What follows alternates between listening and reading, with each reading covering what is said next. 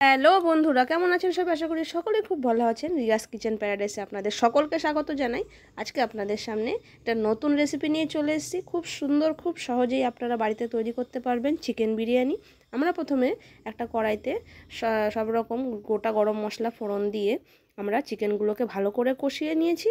কষিয়ে আমরা চিকেনটাকে তৈরি করে নিয়েছি। এবার একটা গামলার মধ্যে আমরা দেরাদুন রাইস ভালো করে স্টিম করে নিয়েছি। লবণ আর জায়ফল, জয়িত্রী, বড় এলাচ, ছোটো এলাচ সব কিছু দিয়ে ভালো করে এরকম তৈরি করে নেওয়ার পরে আমরা একটা গামলাতে প্রথমে নিচে ঘি লাগিয়ে তার উপরে রাইসটা দিয়ে এরকম আলুগুলোকে যে সিদ্ধ করে একটু ভেজে নিয়েছিলাম তারপরে চিকেনগুলোকে এইভাবে সাজিয়ে দেব।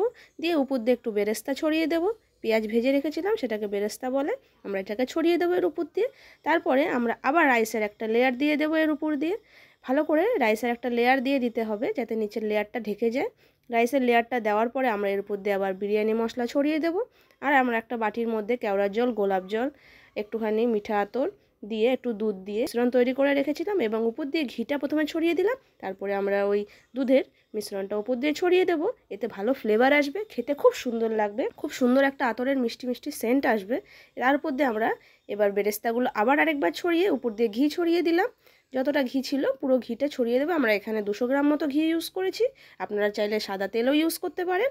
আমরা এবার যে বাকি মিশ্রণটুকু ছিল দুধের আর সব কেওড়ার জল, গোলাপ জলে, সেটাকে আমরা পুরো ঢেলে দিয়ে এবার ওটাকে সিল করে দেব।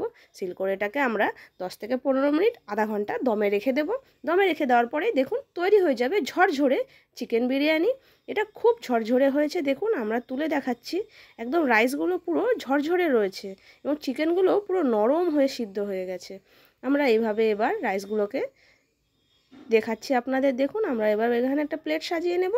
চিকেনগুলোকে দিয়ে আপনারাও বাড়িতে ট্রাই করবেন, খুব ভালো লাগবে খেতে। আশা করি আপনারাও বাড়িতে ট্রাই করে দেখবেন। যদি ভালো লাগে চ্যানেলটিকে লাইক অ্যান্ড সাবস্ক্রাইব করতে ভুলবেন না এবং আমার শর্ট ভিডিওগুলো দেখতে ভুলবেন না। দেখা হবে অন্য একটি রেসিপির সাথে পরের দিন। আপনার শর্ট ভিডিওগুলোও দেখতে পারেন, এখানে অনেক রকম রেসিপি ছাড়া হয়।